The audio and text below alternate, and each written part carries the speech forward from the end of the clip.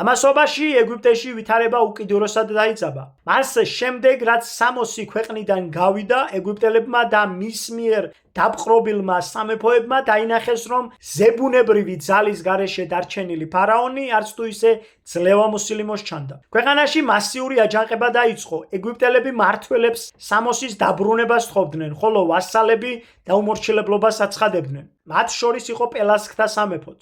ფარაონმა ამბოხის ჩასახშობად და საწმისის დასაბრუნებლად თავისი ყველაზე დაუნდობელი ფლოტი და ჯარი გაგზავნა. სწორედ მათ ეწოდათ შემდგომში ზღვის ხალხი. ამ ელიტურმა ნაწილებმა ერთიანად გადაუარეს პელასგებს, ტროელებს, ხეთებს თუ სხვა ტომებს.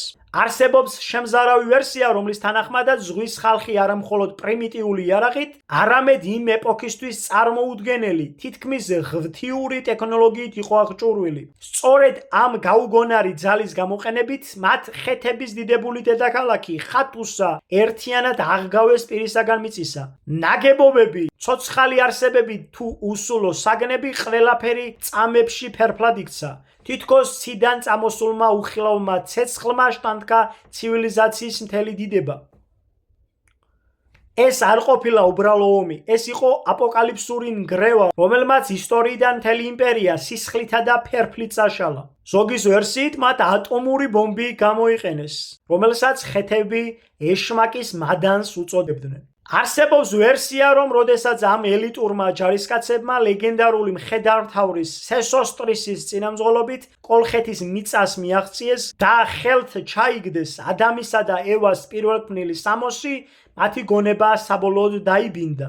რელიქვიიდან წამოსულმა ზებუნებრივმა ძალამ ისინი დაარწმუნა, რომ თავად ფარაონიც კი აღარაფერს წარმოადგენდა მათ წინაშე. სწორედ იმ წამს მოხდა კაცობრიობის ისტორიაში ერთ-ერთი ყველაზე დიდი ღალატი. მათ ზურგი აქციეს საკუთარ იმპერიას და გადაწყვიტეს სამოსის ენერგიის გამოყენებით თავად გამხდარიყვნენ სამყაროს ბრძანებლები.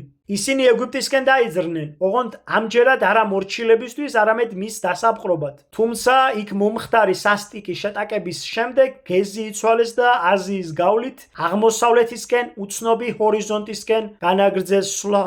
ზღვის ხალხმა რელიქვია საბოლოოდ ჩრდილოეთ ამერიკამდე ჩაიტანა. იქ მიზრაიმის იგივე ეგვიპტური ხაზის ამ მეამბოხე შტომ მოპარული სამოსის ენერგიითა და ნეფილიმური ცოდნით დაიმორჩილა ადგილობრივი ტომები და აიძულა პირამიდების მშენებლობა. არის რამდენიმე ვერსია თუ სად ინახება ეს სამოსი ახლა. ყველაზე პოპულარული და რეალური ვერსიით მას საგულდაგულოდ მალავენ, რათა ანტიქრისტეს მისი ჩაცმით გაუადვილდეს მსოფლიოს დამორჩილება. ანტიქრისტეს დაბადების თარიღი კი მხოლოდ უფალმა იცის.